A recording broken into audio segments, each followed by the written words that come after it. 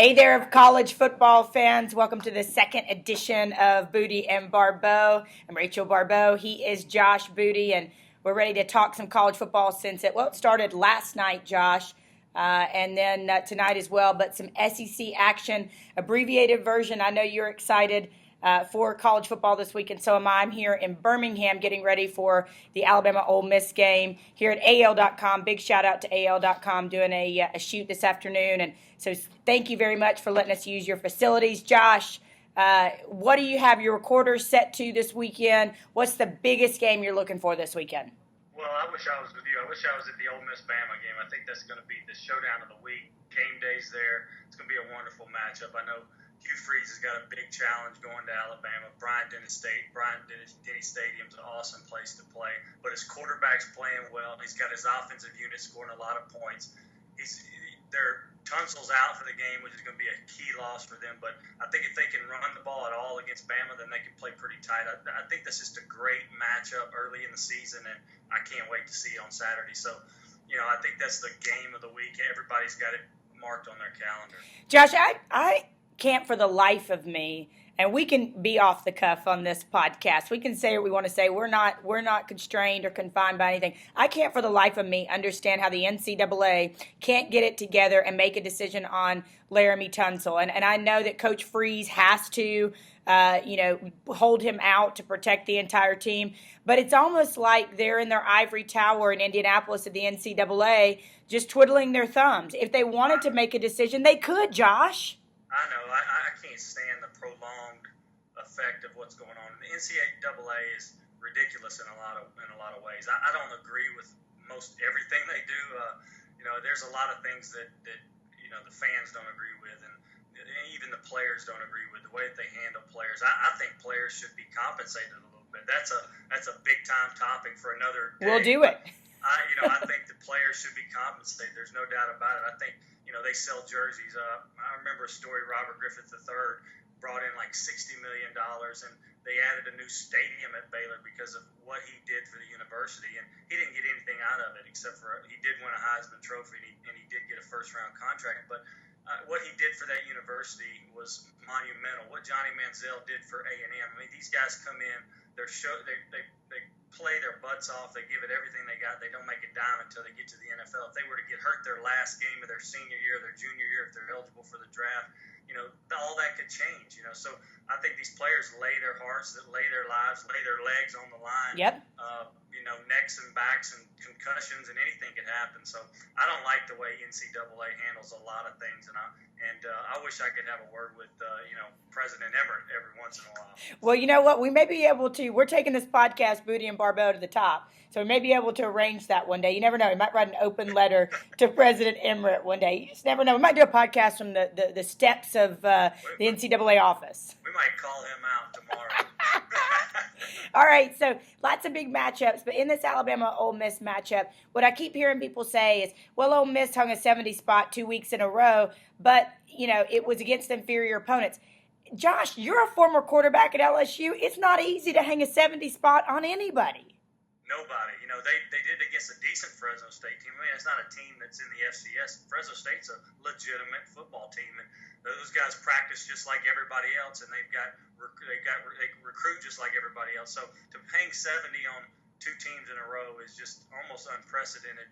And what Hugh Freeze has done with his quarterback, Chad Kelly, is playing out of his mind right now. And they do have great players. They have a great defense, which allows their offense to be in good situations. If you look at their defensive unit, I think they might be the best in the SEC. If not them, it's going to be Bama. So you've got probably the two best defensive ball clubs in the SEC matching up. I think the key to that game for me is, Can Alabama run between the tackles? Yep. Can they run their power? Can they force their power and their will on Ole Miss's defense? Because Ole Miss's defense is really strong at defensive tackle. Their two defensive tackles are probably first, second round type of guys. So I think if Alabama can run the ball right at them, then it's going to be a long day for Ole Miss. But if Ole Miss and their strength up front on defense stops the run, Alabama's going to be in a whole lot of trouble, because if Ole Miss can get that offense rolling and get themselves in good situations and not play on their heels, then Ole Miss could rip them up. Yeah, I'm watching, just like you, I'm watching the line of scrimmage in that ball game. and that obviously feeds the quarterbacks what they're able to do as well. I know Alabama has had a great number of plays, explosive plays, as you will, and they've been running plays. But some people have questioned the play of the offensive line of Alabama early in the season, and so I'm interested. Really, I'm watching that line of scrimmage play in this ball game. Yeah, I think that's the key. You're right, and I mean, who do you like in the ball game? I like Bama. I like Bama. I like revenge. I think Ole Miss and Hugh Freeze has a great game plan, Josh. I know they'll have a great game plan. I'm excited to see what Chad Kelly does. I'm excited to see if he's the real deal and against the best defensive front in the country. But you know what? Here's the deal.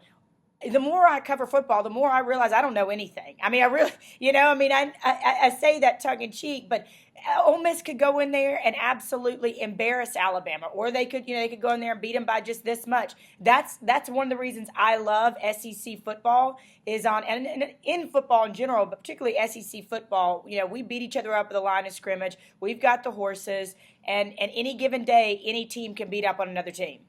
I agree with you. The SEC West is so strong, and I think there's a lot of parity. I think they've got great players on both sides of the ball in this game, in this case, and it's going to be one heck of a ball game. I'm excited for several games in the conference this week. I know my old boys, LSU, Auburn comes to Tiger Stadium. That's going to be a wonderful game.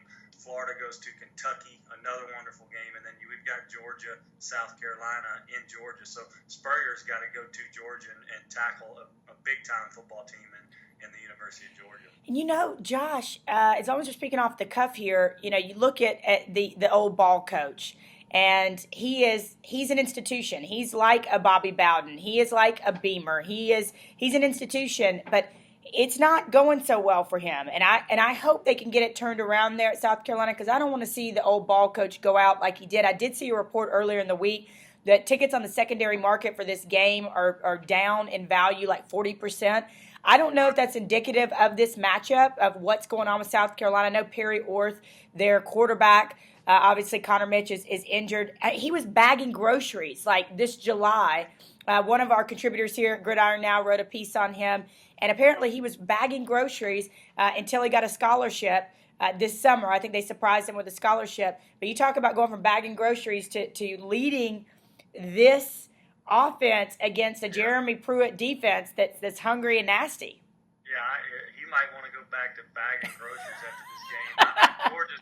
Georgia's so strong, and they're deep, and they're talented, and they're a top 10 team. And South Carolina is kind of outside of that top 25 mix. Right now, I think they don't have enough depth to compete with Georgia. I think that's why the line's so high. I think the line's 17. I mean, normally that doesn't happen in this type of matchup, a line that high. And Georgia favored that much. So, Spurrier's not deep. He's not at the quarterback position. They're not playing as well as they have in the past. And he just doesn't look like they've got the same type of squad. He's going to have to build a better squad, and I think that's going to have to happen through recruiting the next several years. So I hope that Spurrier can kind of maintain his swag in the state of South Carolina so that he can, continue to recruit those types of players that he's had in the past. I know up front defensively, the names like Jadeveon Clowney and those guys that have played up front for them on defense, they don't have those type of guys right now. He's got to build that defense back up, and that's going to be their strength, is defense and Spurrier's play calling. And I think they're just a year or two away again from being an elite team, and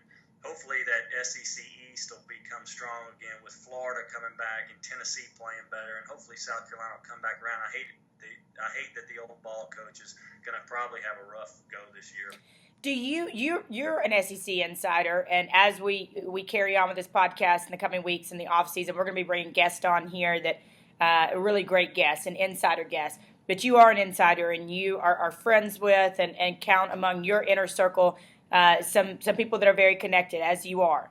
Do you hear or do you believe the talk that Steve Spurrier is kind of lazy on the recruiting trail, is kind of backed off, is just a little lackadaisical on the recruiting trail as of late?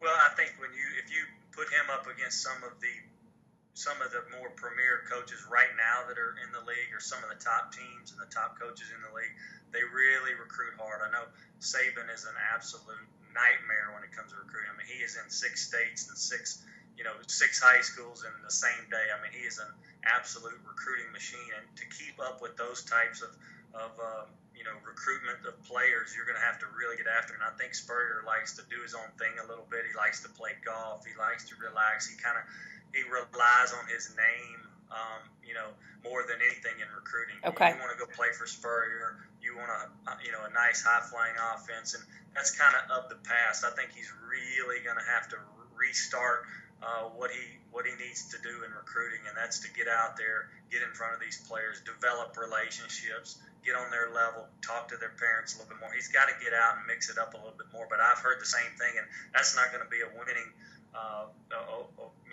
ingredient for Spurrier. He's got to get on the recruiting trail and recruit these players hard and get them to South Carolina. All right, another big game, big matchup this weekend between Florida and Kentucky. Josh, much was made last week of Jim McElwain really getting in the crawl of one of his star players. What did you think about that? I've experienced that because Saban, playing for Saban, he's that type of fiery guy. And then I played for Jimbo Fisher as well, and Jimbo can get in your eardrum or get in your face and about that same way. And I like that intensity because he's trying to bring that program out of the doldrums. He's trying to set precedents. He's trying to bring discipline. He's trying to bring a lot of things to the University of Florida that they haven't had in the last few years. And I like that he is, putting pressure on the players. I think that, using the foul language and some of that stuff, it can or can't. It's part of football, Josh. It's part of football. Really? That's what I'm saying. I mean, that's what coaches do. I mean, in the NFL, he would probably get backslapped by one of the players, right. But at college you can get away with it, and why not do it? Discipline these guys and get them going on the right trail. And I think that's what he was trying to do is just, hey, this is my ball club. You're going to play the way I want you to play. None of this throat slashing stuff. Right. Florida's been known to, they're kind of like a Miami. They're an edgy team. They've always been an edgy team, and I think McElwain's just trying to bring some discipline to the university. But he's a great coach, and he likes what they're doing on offense. He came back this week and says, I love the kid. Taylor's a great kid. He's one of our captains. He needed that, and I had to go off on him, and it was just the situation. So I mean, I don't have anything to say about him other than hey, keep winning, and you can do whatever you want to do. All right, who do you like in that game quickly, Josh? I like Florida in a close game. I think defensively Florida's got a much better team than Kentucky. I think they got much more talent on the defensive side of the ball. Kentucky's not going to be able to run the ball like they want to at all against Florida. Florida's defensive front's so good. I think Patrick Towles is going to have to play unbelievable at quarterback for them to stay in the ballgame. I think Florida rolls in this one. All right, last game we're going to cover in this abbreviated edition of Booty and Baribeau, and that's LSU and Auburn. This is one game.